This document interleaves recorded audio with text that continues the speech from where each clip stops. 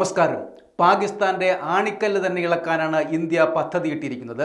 സിന്ധു നദീജല കരാർ മരവിപ്പിക്കൽ പാകിസ്ഥാന് കനത്ത ആഘാതമായിരിക്കും ഉണ്ടാക്കുക. സിന്ധു നദീതടത്തിലെ 6 നദികളിൽ നിന്നുള്ള ജലം പങ്കിടുന്നതിന് ഇന്ത്യയും പാകിസ്ഥാനും തമ്മിലുള്ള ഉടമ്പടി മരവിപ്പിക്കുന്നത് പാകിസ്ഥാന് കനത്ത പ്രത്യാഘാതമായിരിക്കും ഉണ്ടാക്കുക. കൃഷി, ജലസേചനം, ഊർജം എന്നീ മേഖലകളിൽ പാകിസ്ഥാൻ ആശ്രയിക്കുന്നത് പ്രധാനമായും ഈ ഉടമ്പടി പ്രകാരം വിട്ടുകിട്ടുന്ന ജലസ്രോതസ്സുകളെയാണ്. നുഴഞ്ഞുകയറ്റത്തെ പ്രോത്സാഹിപ്പിക്കുന്ന പാകിസ്ഥാന് തടയാൻ അവരുടെ സമ്പദ് വ്യവസ്ഥയുടെ ആണിക്കല്ലായ നദീജല ഉടമ്പടി മരവിപ്പിക്കുന്നതിലൂടെ സാധിക്കുമെന്ന് ഇന്ത്യ കണക്കുകൂട്ടുന്നു.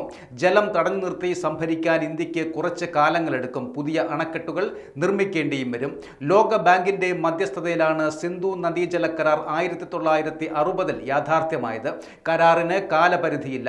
സിന്ധു നദീതടത്തിൽപ്പെട്ട കിഴക്കൻ നദികളായ രവി, ബിയാസ്, സത്ലജ് എന്നിവയുടെ ജലം പൂർണ്ണമായും ഇന്ത്യക്കും, പടിഞ്ഞാറൻ നദികളായ സിന്ധു, ഝലം, ചെനാബ് എന്നിവയുടേത് പൂർണ്ണമായും പാകിസ്ഥാനും ലഭിച്ചു.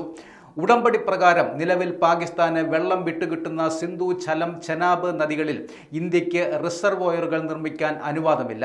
എന്നാൽ hydro electric run off the river പദ്ധതികൾ നടപ്പാക്കാം. റൺ ഓഫ് ദി റിവർ പദ്ധതികളുടെ പ്രത്യേകത ഇവ വെള്ളത്തിന്റെ ഒഴുക്ക് തടസ്സപ്പെടുത്തുന്നില്ല എന്നതാണ്. ഉടമ്പടി മരവിപ്പിക്കുന്നതോടെ ഇന്ത്യക്ക് അണക്കെട്ട് നിർമ്മിച്ച് ജലം സംഭരിക്കാം.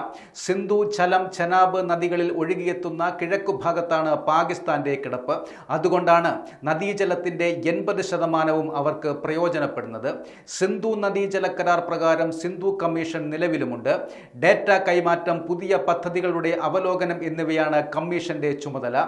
ഇരു രാജ്യവും തമ്മിൽ തർക്കമുണ്ടായാൽ കമ്മീഷനെ സമീപിക്കണം. നിയമപരമായ തർക്കങ്ങളാണെങ്കിൽ അന്താരാഷ്ട്ര തർക്ക പരിഹാര കോടതിയെ സമീപിക്കണം. 2016 ഉറി ആക്രമണത്തിന് ശേഷം കരാർ മരവിപ്പിക്കുന്നതിലേക്ക് കടന്നിരുന്നില്ല.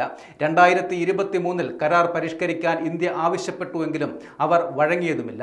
കരാർ കാലപ്പഴക്കം ചെന്നതും പാകിസ്ഥാന് അന്യായമായി പ്രയോജനപ്പെടുന്നതുമാണെന്നാണ് ഇന്ത്യയുടെ നിലപാട്.